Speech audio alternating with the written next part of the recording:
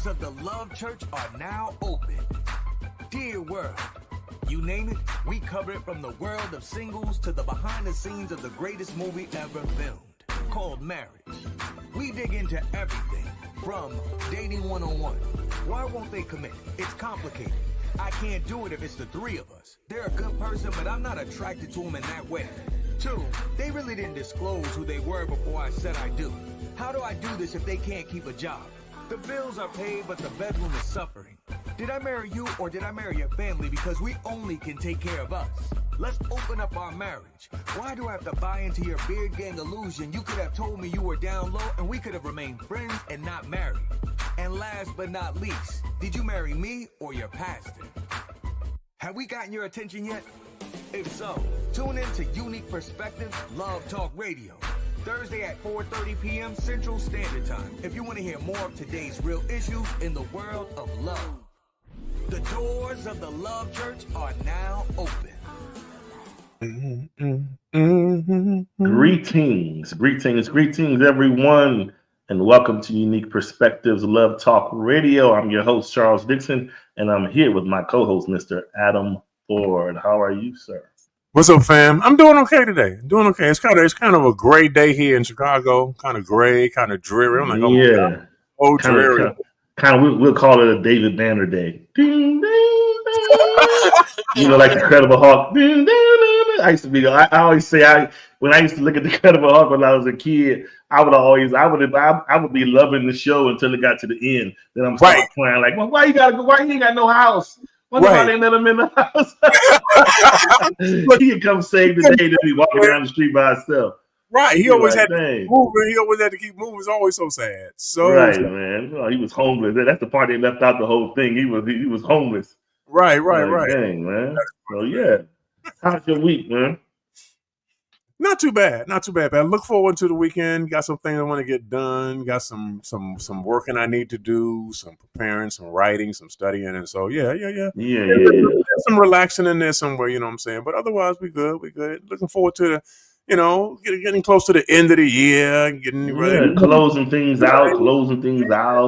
Holiday time, Thanksgiving. Time to spend money. Time to spend money. How about that? Yeah, time to spend money. There we go. Yeah, man. I mean, everything is everything. Like I said, this has been, funny enough, last week I was under the weather, and I promise you, it lasted. That thing lasted through the whole week. I was like, man, like it's still ain't totally out the water, but I was feeling good enough to move forward. So I didn't want to, let anything hinder us going forward. Yeah, but anyway, yeah. So, man, today's topic is a bit different than what we normally talk about sometimes, but it is nonetheless any less important. Matter of fact, in my opinion, it is like the running thing that's happening more and more today. The folks are tuning in. I see Miss Marlena came in. It looks like she has a tambourine, and Maritza. No, Maritza got her offering. Hey, Maritza. No, I'm just joking, but anyway, appreciate you guys for tuning in. But no, today's topic, when I mentioned the roster, I'm talking about the mindset today of, I'm sorry, ladies. Once upon a time, we used to be able to say this was beholden to the men. Unfortunately, in today's society, the women have a roster too. All right, so it used to be the men. The men were, years ago, we were the ones that were either they were on the corner. You had your pimps. You had all these different things, and so everything was about somebody being cool enough to collect these women, right? And so nowadays, you have men who have opened up further this permission gate, as I call it, because now, as I always say, honesty has become the new deceit. And what we do now, as opposed to blatantly lie like we used to do, now it's just, well, I really like you, right? But I just want to deal with you like this, but I don't want no trouble because I do got this at home and I am dealing with this and that, but I like you and I want to spend time with you and I want to do whatever. And so it becomes those conversations that you hear where people will say, well, at least the person was honest. You know, it's still wrong, but they were honest, right? So this is happening on the male side as well as the women. Women may be a little less covert about it. Women are more so, you know, like I said, women get approached. Men, we may get approached, we may get looks, but we're the aggressor, right? Primarily, we the one, if we like it, we go after it.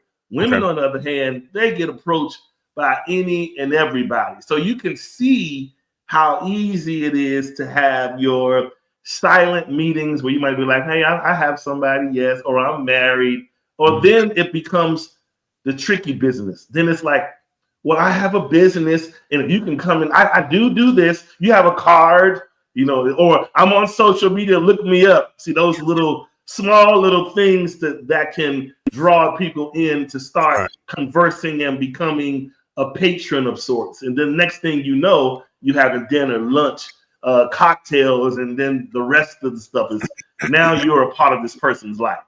So this happens all the time. And so I'm only, the purpose of this show is to just bring like awareness to people. Like I know we're all grown and we know a lot of this stuff, but I really don't think we really grasp how wide open and deep this is nowadays. It's like nowadays you can bet on it that if you don't ask the necessary and concise questions, the average person you call yourself connecting to, liking, getting to date, going out with, you are a number. You are not a numero uno. You're not just the, you know, it's like even at the dating level, even at the dating level. Now, this might get a little hairy in opinion, but this is my opinion. If you're going to find someone to like them, to grow to like them to a space of serious exclusivity and beyond, somewhere along the line, the person has to feel a level of comfort enough with you to take that step. Nowadays, what we want to do, to me, I think it's virtually impossible to say we're single and we're dating and we're avidly dating 5 to 6 people. You're calling everybody, texting everybody, going out with everybody consistently. How do you scale back? But see, this is how crazy we are mentally. We expect all 5 people to give 110% while we're giving quarters, right? We're giving quarters emotionally, but we want the person, well, you know what? You're just not serious and showing enough interest. What do you mean? I'm not the only person you're seeing. So you can't expect me to give you 110% in return. It's just idiotic. But that's where we are today. And so I made the joke in the narrative that I'll have that you read in a second, where I said the thing that kept coming to mind is, you remember hearing that term when we were growing up, where it could have been at church, it could have been your parents telling you, but they'll always say there's safety in numbers. And so in today's culture, I believe because we're so battered, bruised, hurt, left, divorced, all of these things, betrayed, we have taken on the mindset that it is safer to carry numbers than to go and love alone.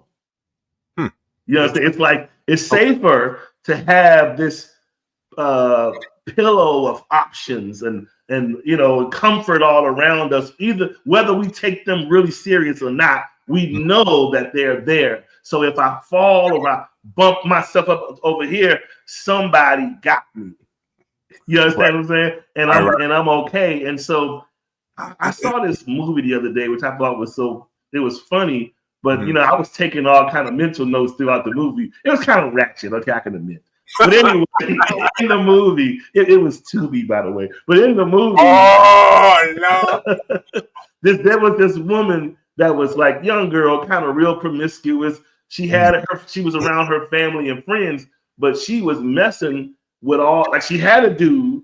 Right. She was living with a dude, but she was real kind of ungrateful because she thought she was the cat's business. So she was out, everybody, all the guys who wanted her, all of her friends and sisters and cousins, men were looking at her. So of course it came out that she had all of these behind the back affairs with a lot of them. So when it came down to it, the main guy that she lived with, he found out that she was out here being ratchet. So what he did was he said, you know what, I done financed you this car and all this stuff. He called up the car place and told, when she was gone for a couple of days, and told them to come get it. Wow. And he was even telling the guy on the phone, I know this is not normal, but he said, but I can't deal with the ungratefulness. Can you just come get this car? They came and got the car. So the girl, after she come back off of her hiatus of running and funning with her friends, she got back to the house to be like, let's get ready to go. And the car was gone. And so this is where it gets funny. The car was gone, and it was embarrassing for a minute to her with her friends. Yeah. And she was like, oh my, I can't believe, why did he do that? He's so petty. Then she said, hold on, y'all. She walked away, picked up her phone, and she was like, Big Mike, oh my God, I got a big problem. I really need you. And the guy was like, what's going on, mama? Blah, blah, blah. And so she was like, I don't have a vehicle. I need transportation to get back and forth to my job and things I got to do. Can you help me with getting me a vehicle? And I'm sitting here like, so Big Mike is off in the wings. So the dude got her a car. I'm just like, oh, the world is going to hell in the handbasket. Just forget about it. I was like, oh my. But anyway, the point I'm making is I'm just like, where we are today is, again, we are taking on subliminally. We may not be saying it out in the open, but in essence, we're saying there is safety in numbers, whether it is friends, whether I'm talking to a lot of, but I'm not engaging, whether it is even when we commit, we hold on, we make excuses for friends. So yeah, I'll park it there and let you read the thing. We can go from there. I'm getting all carried away. Right. I mean, yeah, you can keep on going for real though. All right. You don't need to read. What? Oh gosh. Here we go. All right. The roster. There's only room on my team, not in my heart. The divisive engine that powers this world's social climate of dating has presented us with quite a conundrum. Somewhere between the bag, the power, the sex, and the thirst for attention and endless affirmation lies the concept of there is safety in numbers, emotional safety, that is. We now offer potential suitors lifetime membership agreements to join our rosters and be benched for usage alongside our team options. In other words, those interested in relationships without walls are also known as no-label agreements.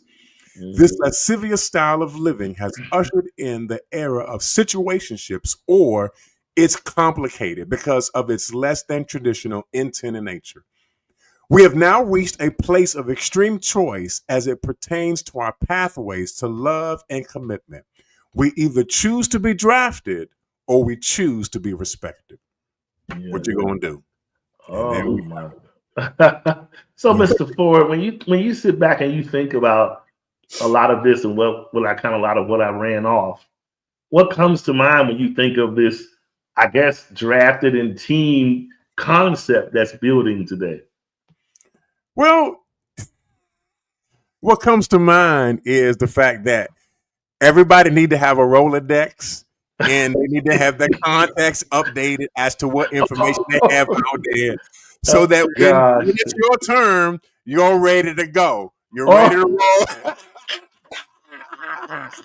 roll. I'm telling Maria, you heard what he said. Oh, no. Oh gosh. I'm gonna pay for that later. I know. Yeah, she's gonna be like, oh yeah, you need to have a Rolodex. Okay, Adam, okay. Oh Jesus, man. So yeah, dude. Yeah, that's a lot. When you started explaining the fact that people have, several people that they're dealing with simultaneously. For sure. That just made me tired. It really did. It exhausted me because now you got to keep track of how many people you have, what you're doing with them, what's the relationship like with them. You got to keep track of all the little favorite stuff, their little pet peeves. You got to keep track of where they like to go, what they like to eat, what they like to wear, what they like to drive. You got to keep track of, where they work at, where their home life is. That's a lot. It's a lot. And listen, I done said this before, and I will always go on record as the saying is, I know I'm lazy. I know I'm lazy. I'm too lazy for all that. I am way too lazy for all that. Listen, I can't. I'm trying to keep the one that I got straight.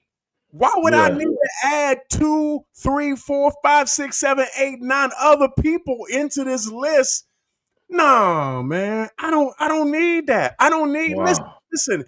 I don't need a rotation of people. Or as we've been coined and phrasing, insecure? I don't need a rotation. Okay. Yeah, for sure. Because that's what we're talking about, right? We're talking about a rotation of people that we have to service our needs. Who wants that? I don't want that. Here's the thing, too. If I'm dealing with more than one person, like you said, Charles, that means I'm not giving you all of me. I'm only giving you a percentage of me. But here's the real question. How many of us have settled for just a percentage? Wow. How many of us have settled for less than what we're actually worth in terms of somebody spending actual time with us? And I find that a lot of us nowadays in today's society and in terms of dating and getting to know people, because of the fact that we are always preparing this contingency plan. This is where the rotation comes in. We don't want to ever run the risk of being alone. So, because we don't want to risk of ever being alone, what we do is we build up how many people we have on our team. Wow. Okay, so that way we always have somebody waiting in the wings, just like old girl was in the movie. She had Big Boy. She had him waiting in the wings, She had him waiting there. And so many of us have the same type of system, the same type of arrangement with others that we're connected to, that we only have them on our team because they're a part of our roster. They're a part of our rotation in order to service me. And here's the thing. This is such a singular, insular, individualistic, self-seeking interest type of situation that the only person that really benefits is the person that's using you. Wow. Or Charles, are you the user? Are you the one? Because it's one or the other. Come on. Yeah, it's one or the other. Either you on the team or you run the team. Which one is it? You the captain of the team? You got the rotation going? Talk to me. And the sad thing is, as you were talking, it just brought back to mind that many people that are moving in this space, they're doing so because the reality of it for a lot of people is, even though they have this team and reservoir of options, that list of options actually balances out their self-esteem. Okay. It keeps them either confident or comfortable psychologically that they have these people that we don't realize. We don't think about this one key thing. Anybody that's willing to be an option to you is willing to be an option to another. Right. That's why when the automotive industry release all of these new vehicles and cars, well, guess what the irony of it all are? They all have various option packages within them. All of them. So it's not like somebody you thinking you are exclusive to something. Options are everywhere, right? And the same people that's quote unquote your option, and the way we think in our mind is that option is exclusive to us. Right. Nobody who allows themselves to dangle in dead space is loyal to anybody. True. If they don't mind dangling, they're gonna dangle with you, and you. And you Right. sitting there with a false sense of security, thinking he or she thinking I can have another person in a minute, when really it's a millisecond. Right. You ain't got no minute, you ain't even really got that. But Yeah. we think it. So man, this is a way, like you said, we got to learn to train our minds against it now. And I do know this one thing.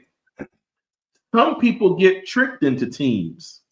Some people are on teams whether they realize it or not. They don't even know it, but you're on a team, right? You thinking, I just care so much about you and the other person can like you, but they're not as committed as you. They're just selfish to not let you know. And because they don't want to let you know, they go about life, living life to satisfy their needs, however that looks. And while you are solely focused on them. You know? Yeah. Yeah. So, and I kind of want to go back to this point because I want to make it very clear that when you are a part of a rotation, or even if you're running the rotation, the reality is that because you're giving of yourself, you're only able to give part of yourself because you have so many other people that are in line. And everybody wants their piece. Everybody wants their percentage.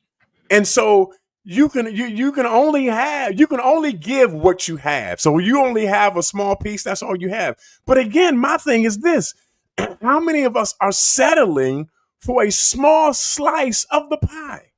Wow.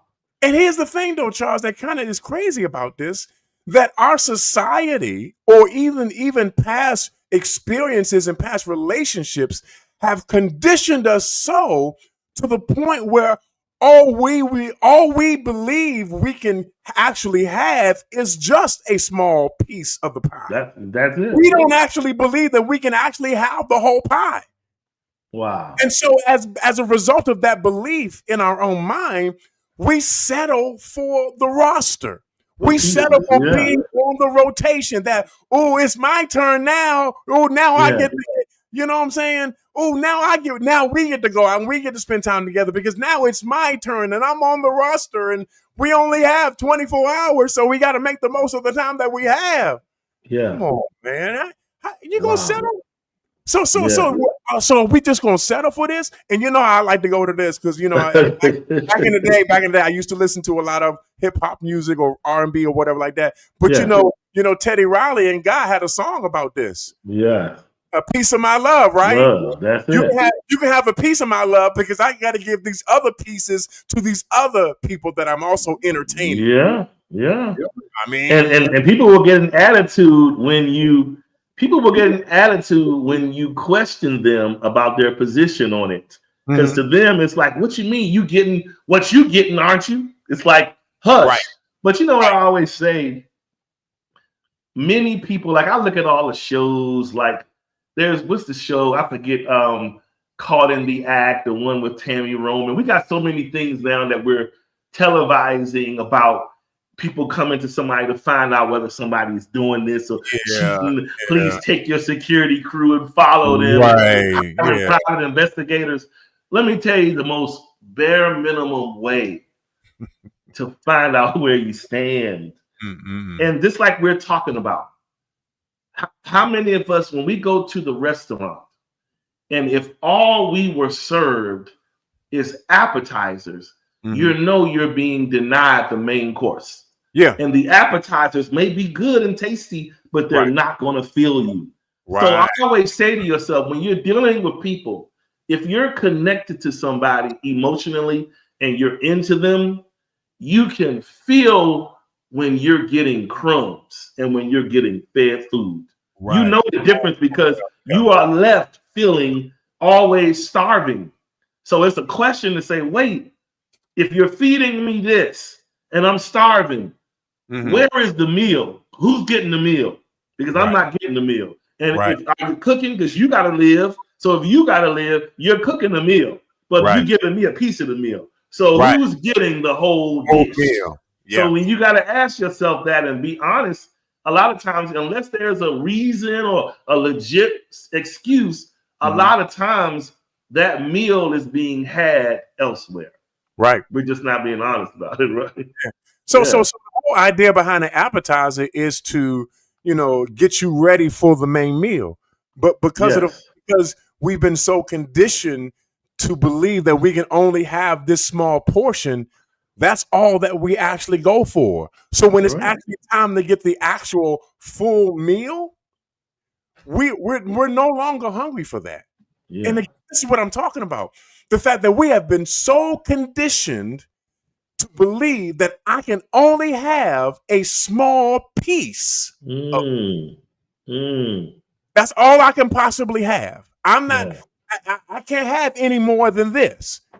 Well, friend, brother, sister, that's only an appetizer. See, an appetizer is supposed to get you ready to eat the whole meal.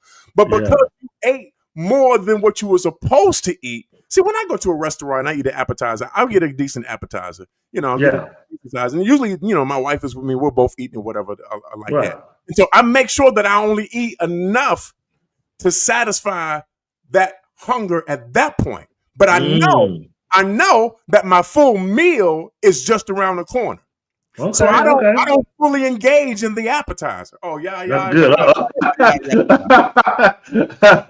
I don't fully engage in the appetizer. I eat a little bit because it's supposed to prepare my appetite. Hello, somebody. Yeah, for the meal. The whole meal, for the real meal. Yeah. We've taken the small piece and we've made it try to satisfy the encompassing hunger that we actually feel. Wow. But it was never meant for that purpose. Y'all don't like this today. I know y'all don't like this. Yeah. It was never meant for that purpose. Your rotation is not meant to satisfy you. Wow. It's not. That's why you keep going after all these other people. It was never, your rotation was never designed to satisfy you. And you ever think about, like, anybody could ponder on this one thing. I don't care how, I've heard people say things like, friends that may have been honest about stepping out, and they may say something like, well, I only got to see the person for like a half an hour, but that was the best half an hour forever. Like saying whatever that end thing was. Right. And I'm saying to myself, you can say what you will. Mm-hmm. A piece is just a piece. It's just a piece. And it may be a momentous thought, but a piece is not satisfying. It doesn't. Holistically, it's not satisfying. I mean, a piece could be a piece, Bruce. Like, look, a piece is a piece, right? But holistically, it is not going to do nothing for you. Right. And this is also why, to be honest, I would even venture to say, if I'm digging back in the trick bag, okay. Oh, here we go. All right. Here we go. I would be honest to say, the reason people specializes in pieces is because they don't have to worry about taking a holistic brunt of anything. Right. I can handle the pieces. I can't handle the whole in that moment. Okay. If you're not ready to deal with the whole, you just want pieces. Right. It's not a person that specializes in pieces is not ready for the whole. I had to learn that, Adam, on tonight. A lot of times I would tell myself, I want the whole, and my life was filled with whole and halves. Wow. And I had to come to the reality that you're not ready for the whole because you can't let go of the halves. Oh. And so I had to say, you got to get to a point where where the halves are no longer desirable for you. Yeah, because the halves now, I like to dine in appetizers, the soups, and the meal. Okay, maybe I'm greedy, but I had to learn, like you said, Adam. You gotta take your time with the meal, and you gotta eat accordingly to save space for what matters most, the main course. So I had to learn that, because over time, you fool yourself into thinking, I got the pieces, so I'm safe, and I want the love, because that's what I saw growing up. So you try to have a little bit of both, but you're in denial of the dysfunction of it all. Because at the end of the day, it's idiotic to think you could find some peace in this. Right. Because I'm gonna tell you how psychological this can get. You can be sitting there, this is how, and they are, I don't care what, they are married people and people in relationships that can be honest if they're honest. They're not going to say it. But here's the thing. You'll be laying in the bed with the main, worried about the half. Wow. You're in the bed with the main. I told them, let me know they made it home. All this silly stuff, right? And it's only because you've allowed the halves in. Right. When you allow the halves in your spirit, they inhabitate. Right. And they levitate around your life. Yeah. And you may think you walk away for a minute and you're done for a season. And next thing you know, I want to see you. And where you at? You're going to try to satisfy the half. Right. So the point I'm making is you can't be serious nor ready for the holistic prize of love until you divorce the pieces. Yeah. You got to divorce the pieces. That's right, Bruce. So you got to, and so let me just say this though. Bruce brought up a great point is I don't think I'm bringing this point out about the women because I want to make a key point. What's good, Mike? It's the key point. Okay. Women, if we are men and we're taking on women, like we're meeting someone and either we're trying to start a life with them or get married to them, whatever the case, you got to understand that this is what we underestimate about women. Okay. A woman can be ready at her mouth and say, I'm ready to go out. I'm ready to meet I'm ready for a new life. Okay. But she'll have her heart in 4 and 5 pieces with 4 and 5 different men. Uh-oh. Because I'm not being funny, but you got to think of it like this. Women are the internal receivers. Men are the external givers. Okay. We give and leave. Women take and keep. So when women are dealing with different relationships or a man over here, ex-husband, this one, that, and the other, you really have to have a heart-to-heart conversation with a woman nowadays when you are meeting, because women can carry, like they do a child, they can carry the multitude of hurt and resentment and be sitting right in your face. They'll be carrying it. And you won't know none the wiser unless you are intelligent enough to ask the questions. True. And there's nothing wrong at all with saying, listen, would you, let's talk about history here.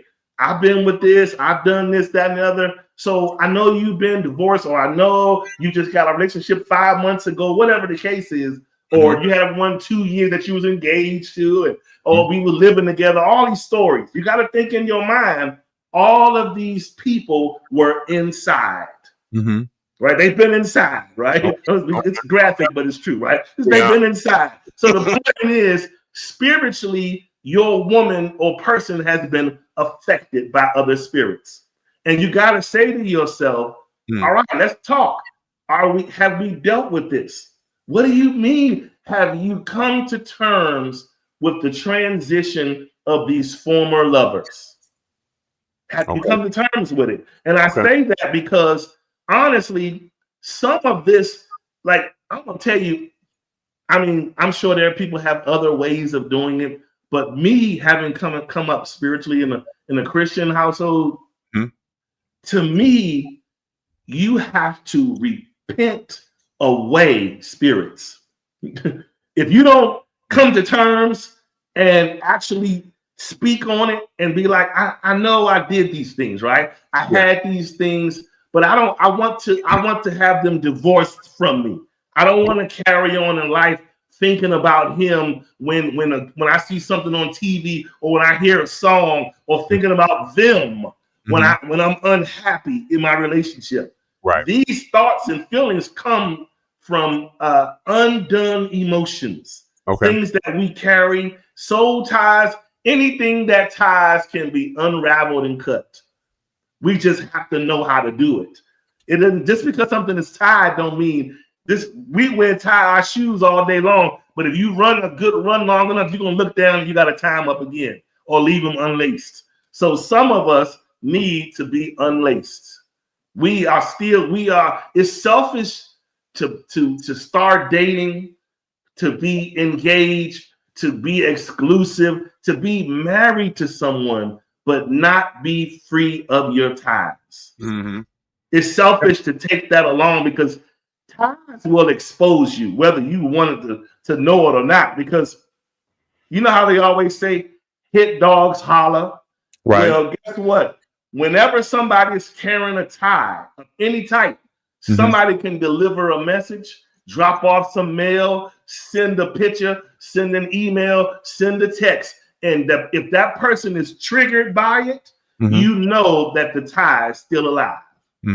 Yeah. You only know where you are when the triggers come and you be like, oh man, that's so, you got to do better than that. Right. Like you got to be at a different space. If not, these things are going to come and they're going to just be sitting there. And it's almost like you're marrying your partner and he's marrying you, but he also marrying them because they're in the house too. So not only am I loving and feeding you, I'm feeding them because you're carrying them. So we got to learn to cut these things off. And this ain't a shot to women. It's just a realistic thing. Women are receivers. They as amazing as women are, they keep and they hold on and they dwell things. And so if you're not conscious of that as a woman, that you got to move that thing along, because if not, in relationships, in dealings, it becomes apparent to any smart man. He gonna petition to be like, you're still carrying person X or person XYZ. Right. You understand what I'm saying? So yeah, I got you. So let me bring a little balance. Come on. That's what I do. I got to bring a little balance. So here. All right. So you're not wrong. But I want us to kind of like dig a little deeper and go a little further with this whole analogy. The reality is that as human beings, we all have the capacity to carry with us past experiences. That's for sure. Okay. And as a result of us because here, our memory works like that. Everybody's memories work. Now, some memories might not be as good as others. Okay, granted, that's me all day long.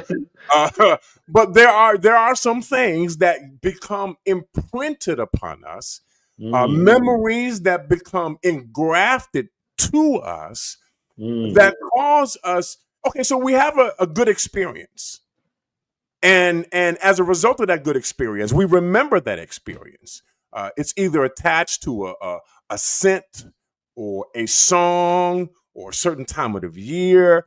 Those are the things that we remember. And so often when we get into new relationships, like Charles said, there are sometimes those things that trigger those memories to come rushing back. And as a result, now we have to grapple with it. And here's the problem with this. If you have not closed the chapter on that previous experience, when that memory is triggered and you remember those things, what ends up happening is you end up looking back at what used to be. You end up looking back at who you used to be with and who you used to be. And as a result of that, you romanticize what you had, not realizing or not even remembering at that point in time that there's a reason why you're not with the one that you used to be with. Because you've taken that one memory and you've made that memory so glorious, so magnificent that when something happens, you remember it and all you remember is the good part. You just remember the good part of it. You know what I'm saying? And I think everybody, and I need the women to chime in on the comments. I need y'all to come in here and chime in the comments, okay? I think everybody has had that moment. For sure. Everybody has had that moment when you hear something, or you're going through something, or you smell something, or you're going somewhere, or it's a certain time of the year that memory is triggered, and you remember that. Now, again, the key to this is: are you stuck in the memory? Are you stuck in that part of that experience? Did you never move forward? Was there never a closure in regards to what you experienced in your life? It's a reality for every person, man or woman. And yes, women are made to receive, blah, blah, blah. Got that. But again, men also have the same capacity. Let's not act like, come on, brothers, y'all got to be real with me. Let's not act like old girl didn't do something that reminded you of a previous girl that you were with before. No, that's true. No, that's fact. And here's the thing, though: the girl that you were with before broke your heart. That's why you're not with her anymore. Oh yeah. See, so the reality is we're all experiencing that same thing. Now, again, the issue is this: have you closed the chapter on that? Have you? Is that soul tie, Bruce? Is that soul tie disconnected? Is it broken? Am I no longer going to allow myself to live in the past like that? You know what I'm saying? That's all I'm trying to say. No, real quick. Let me shift it real quick. No, you done start the fire now. Go ahead. No, I'm just I'm going to shift it because here's the thing, and I want to segue into this. I want to work this in here.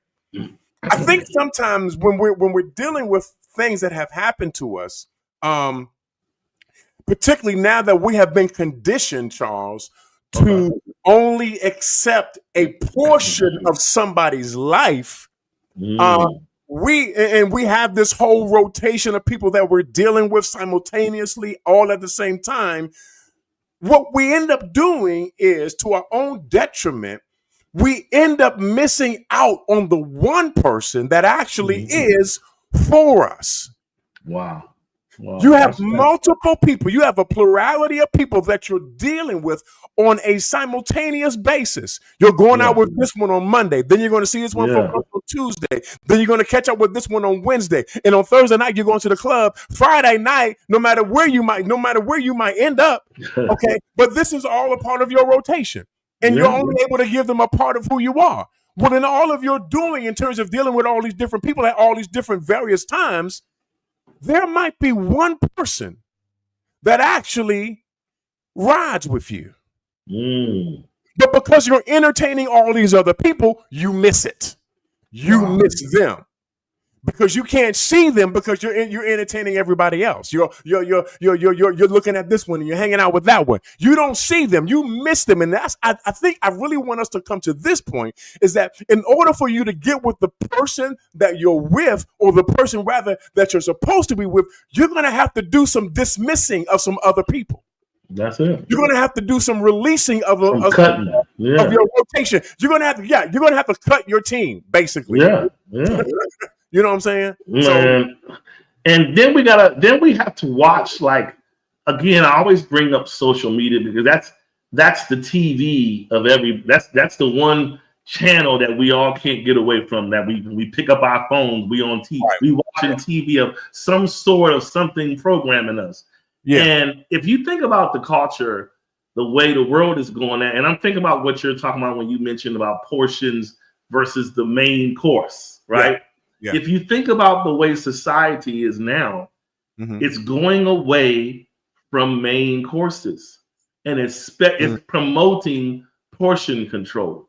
Okay. It's trying to tell you, eat a lot and eat little, and that's how you maintain and you keep the weight off. Now, mind you, weight puts you in mind of the partner, the whole meal, right? But the world is going in a direction to tell you, oh, don't eat light and eat you can have as many meals in a day, just not a big one. Just eat these little small portions. Heck, they even delivering you food now, already prearranged meals that are portioned out. Right. So we are doing the same thing in real life. It's like in real life, we are thinking that we can be fulfilled and healthy off of portions of people, and not so much the holistic real person that we need. It's like here's another thing that kind of blew my mind when I thought about it. I was watching the sports channel the other day, looking at the announcements and things like that, and I heard them repeat, "Oh, I want to know what these teams are going to do by the trade deadline." Now, I thought about this, and this blew my mind. The NBA and the NFL, when we all get excited, let's picture it like this for a minute. Take the picture I'm going to draw for a second.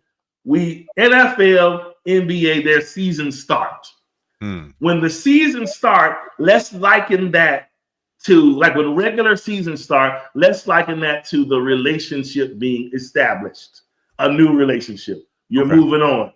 Now, the way the NBA and the NFL is wired, that maybe 9 games into the season, or at least for football, they have what they refer to as a trade clause deadline.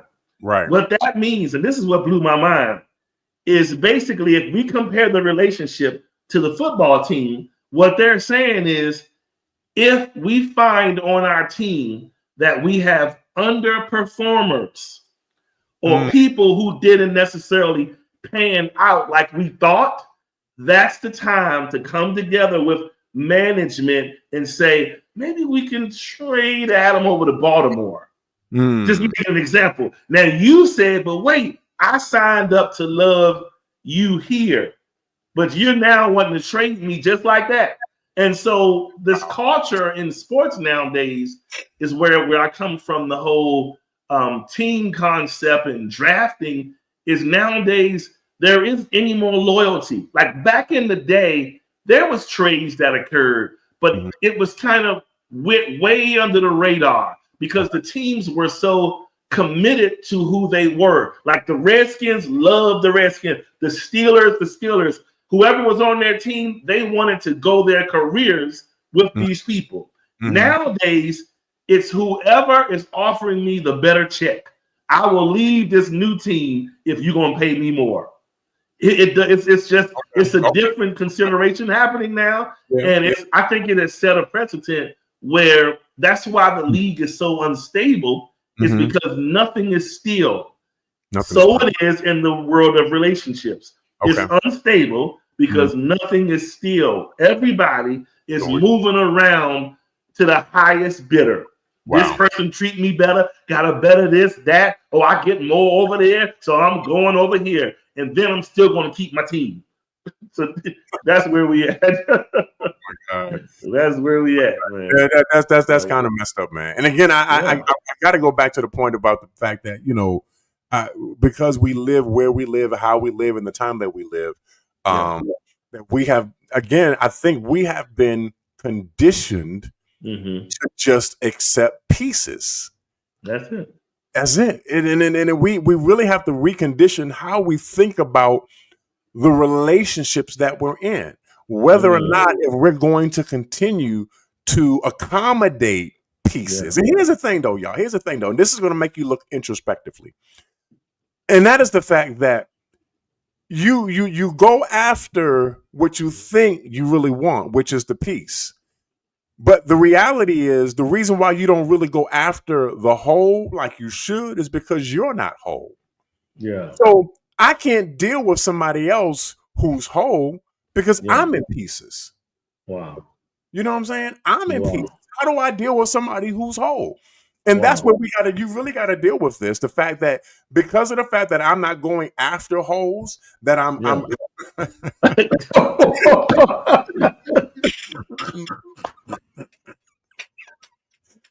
I didn't mean for it to come out like that, but it did.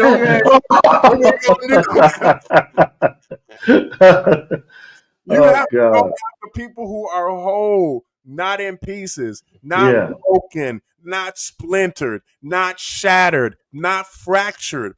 Whole people attract other whole people.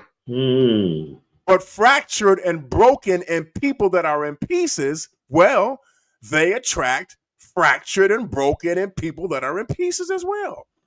And so now you got to think differently about yourself. Am I a whole person? Come on, let's deal with it. Let's deal with that reality. So that way I don't end up on somebody's rotation because they think I'm a piece. Mm. Lord have mercy. They think I'm a piece. That's why I'm on this rotation. That's why I'm on this roster, because they think I'm a piece. But you acting like a piece. Wow. You conducting yourself like a piece. You're behaving like a piece. And I think we don't be honest enough with ourselves. Like you said, here's the irony. The way the world is moving now, if you think about pieces of anything, the first thing comes to mind is a jagged edge. And some of us like to be poked. We just don't want to be honest. We like the aggressive edge of a piece. Yeah. Pieces poke. Whole stuff make you comfortable and tired and relaxed, right? So you have to learn, and this is something, I don't want to get into this now. I'll deal with this in another show. Oh, Lord. But we have to learn in relationships to be the whole and the half. There is a way to be the whole and the half. And we have to stop making, and I'll just introduce this really quick and we'll go on from here. This is the concept I think about this. If you think about any relationship, any marriage or whatever, when people start out in love and, oh, this is my boo, and however you entreat one another along the way, we become accustomed to that. But you ever notice how when whoever gets big and bad enough to step out, now when you're stepping out, you become an entirely different person to the street. The person at home don't recognize you because now you're putting on a whole mask that you don't even show me. And this is where we go wrong. The thing is, no one else outside of a covenant, committed, whatever that is, should see something different than what's at home. And the problem is we fake it. We often fake it in these relationships and marriages because we withhold who we really can be. And this person doesn't show up until it's time to be sneaky. And now we want to listen. I want to see the devil too. Don't just show them the devil. Show me the devil. I'm just making an example of what I'm saying. Don't just show the devil to the street. Show the devil to me, because sometimes the devil just might keep this together in the interim, right? Don't just go out there and think you just showing the street the devil and the devil side of you, and I got my stilettos on and I'm half dressed and I'm coming out at 3 o'clock in the morning. How you know I don't like that? So my point is, we gotta be smart with this, right? We always giving the wrong people the right stuff. So if you got a spouse, if you have a person, don't fake and be lazy loving. If you got that edge in you, show the person the edge. The problem is we get too comfortable. And when we get too comfortable, it just becomes, oh, that's just my person. They all right. I can just feed them a little bit of that and they okay. No, they not. People today will slide left and swipe left real quick if you're not handling your business. So you gotta be smart about that. Even in your whole family will crumble down just because you chose to show the street who you are rather than your person. Yeah. So, and I think a part of that has to do with the fact that like we're talking about, being in somebody's rotation and giving portions or percentages or pieces of ourselves. That if you're not going to do it 100%, if you're not going to give all of yourself into this relationship, and see, because I'm the type of person that I'm gonna give it all. I'm not gonna save nothing for later. I'm going to give it all. I don't have contingency plans. I don't have other arrangements. What it is today is what it is, and I'm going to give all of it. And I need my person to give all of what they're going to give. Which means, I'm gonna use a different word. I ain't gonna say the devil. I'm gonna say if there's a freaky side of you, show it. But in order for that to happen, we have to have a place within our relationship where you feel like you can safe space. But that's fine. But the point is, think about it. I was thinking, it's just me. Maybe I'm crazy.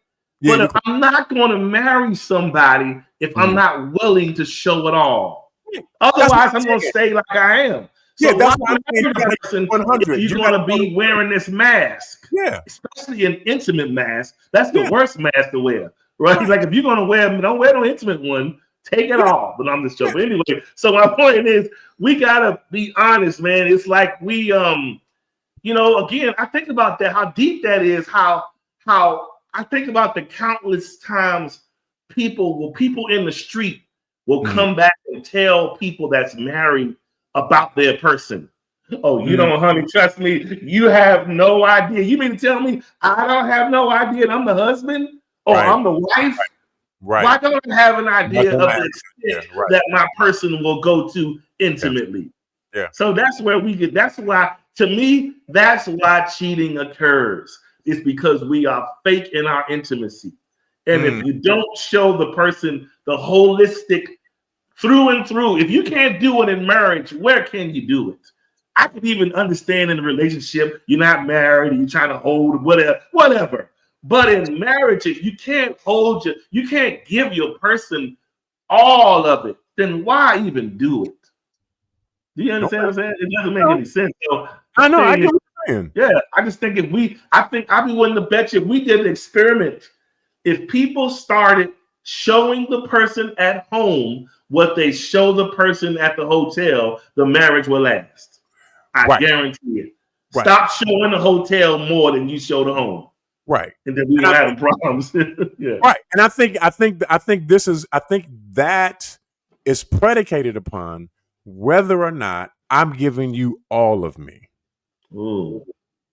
And I really think that when it comes down to that, again, okay, if I don't want to miss the person who's for me, and they are a whole person, I'm a whole person. Well, if I'm a whole person, they're a whole person, I'm going to give all that I got. That includes every aspect of who I am. And I think sometimes what happens with marriages, we only marry when we see certain aspects of a person. Yeah. But we haven't married the whole person. We only marry that piece of that person, that aspect of them that made us feel what we felt. But the reality is that if I'm in it, then I'm all the way in it. I'm not just going to just be a part of this in terms of you just giving me you. No, when I'm in it the whole way. Emotions, mentally, spiritually, financially, you know what I'm saying? However we need to do whatever we need to do, I'm all the way in it. And again, like I said before, because of the fact that we have been conditioned in our lives to only be able to recognize pieces, whenever a whole shows up, we don't recognize the whole. That's it. Because we're not accustomed to seeing somebody whole. That's it.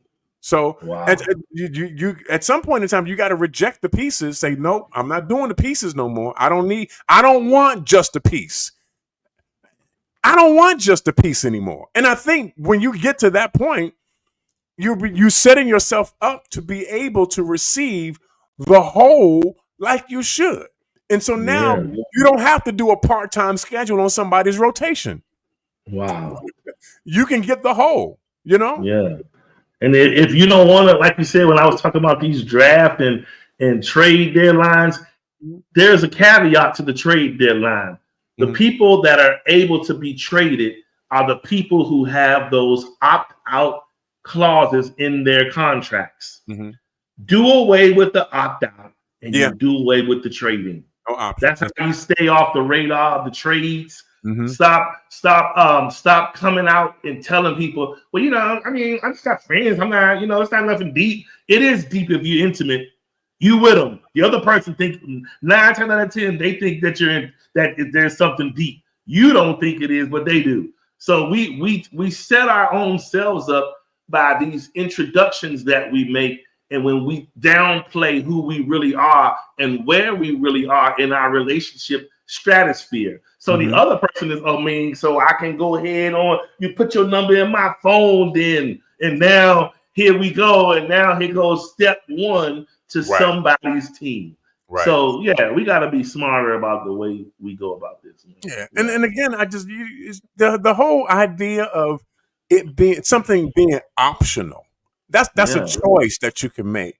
But as far as I'm concerned, when I'm in my relationships, I don't come in with options as if to say, well, if you don't do what I want you to do, then I'm gonna go over here for another option. For me personally, it's my own personal thing.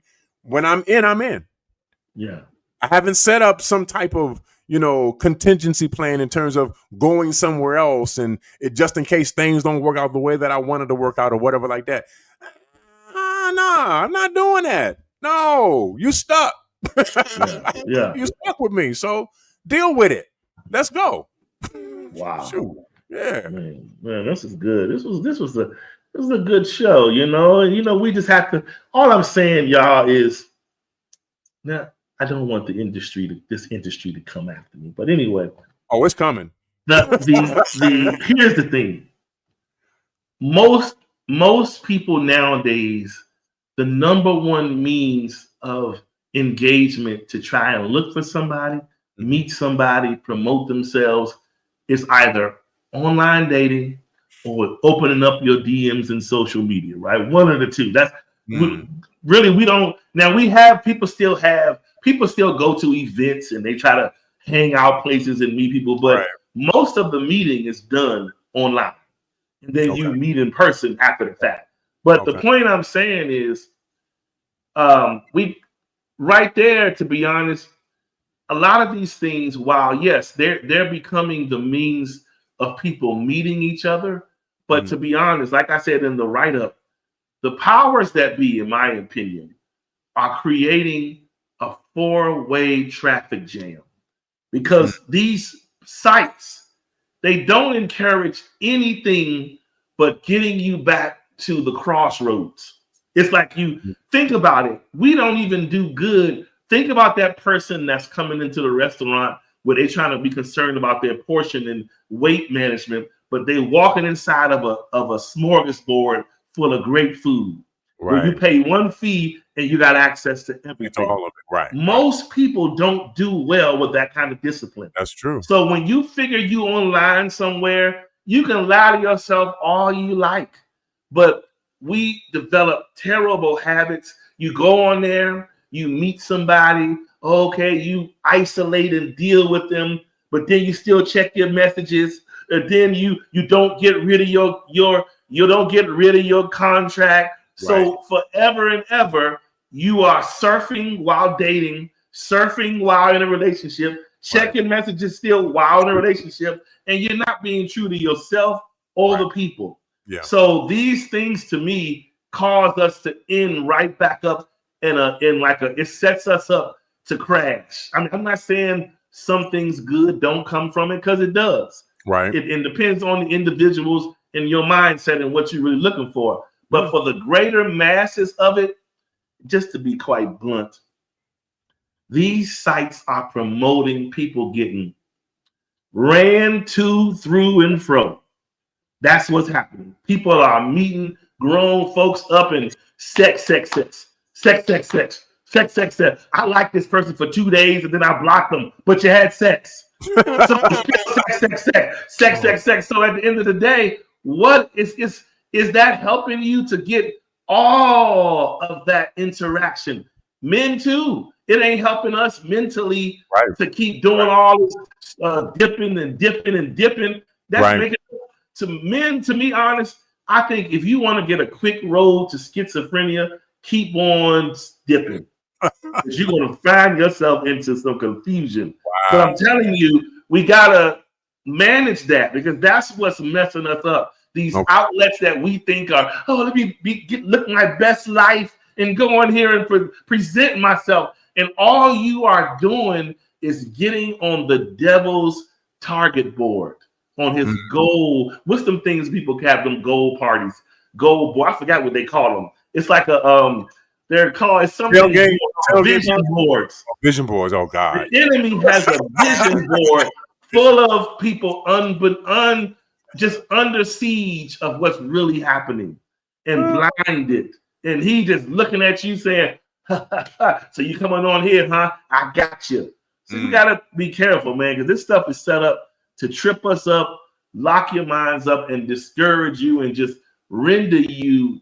You'll be useless to loving somebody whole but you'll only be worth pieces, and nobody wants to deal with that. Right. All right. So thank you guys for tuning in again today.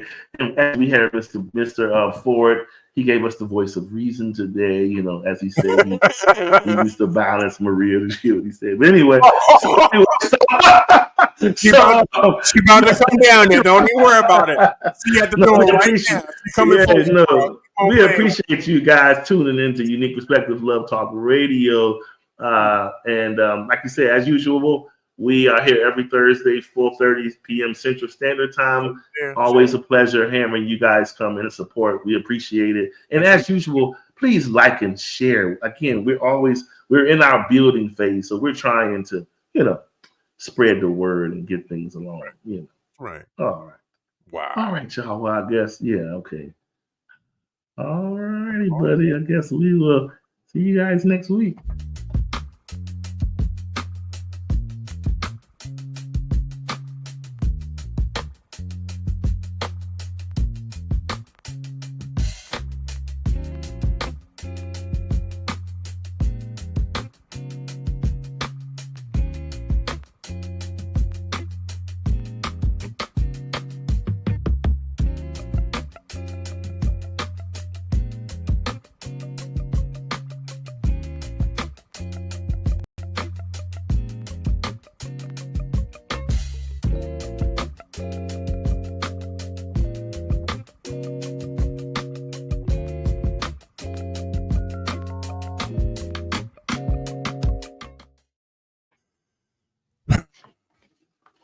All right. So I know. So, Mr. Ford, it's time for us people to go in and to all that applies, get rid of the roster. I know people like to have a team, and as we say, I know we think there is safety in numbers. But guess what? What? Numbers, so think about numbers in this aspect. Mm-hmm. We all in Walmart, plenty of numbers, thousands of people, right? In this Costco. And then all of a sudden somebody says, oh my God, fire. Guess what? There's no longer safety in numbers. Because now you have the ability to get trampled. Yeah. So you got to think about it in the love stratosphere. When you're calling yourself loving in numbers, when catastrophe shows up or when issues show up, guess what? Now, I might be a little graphic when I say this, but let's just say this. Oh, Lord, here we go. You're dealing in the numbers. For some of us, whether you're the man or the woman, there are some situations we can get ourselves in where the numbers might not add up. The months may not add up, or we may find ourselves at the clinic and not know who to contact. Ooh. So we got to think about these things when we're in these rosters, because these are the things that come out of the rosters. All right on tonight. I want somebody do a vision board on that. Do a vision board on that right there. Oh yeah, okay, on that. Okay, do a vision board on how many numbers you got, how many people you got on your roster, how many visions. Oh, do a vision board. Tell people that. Okay, yeah, all right. Do a vision board. Do a vision board on how many people you got to go back and talk to find out if they having symptoms too. How about a vision board for that? That's a good show right there. I mean, people, because we got some people, like you said, folks are not being honest, but like you said, there are some people that in order for us to, like you said, to cut these ties, like Bruce mentioned. Now you do got to be careful. Sometimes I don't know if I would agree to call up people and make sure they okay, because that can turn into chaos. You'd be like this. I can look at them. Can you imagine yourself? Oh, so-and-so, I know that I moved on with my life. Are you okay? Well, you know what? I would need you to see me face to face over dinner, and then we can talk about it. I'm just making an example. So some of these things we're going to have to pray for people and move on, and just ask God to cleanse us, because this going back, reaching stuff ain't going to work. I can promise you that. I know, because going back ain't nothing but a trap. Ask somebody. You better believe it. That's for sure. Don't go back. Yes. Ooh, you better run. Yes. Stay out of the vines. I don't need to be in no vines, buddy. All right. All right, y'all. Well, peace out. And until next week, thanks again for tuning in. Peace.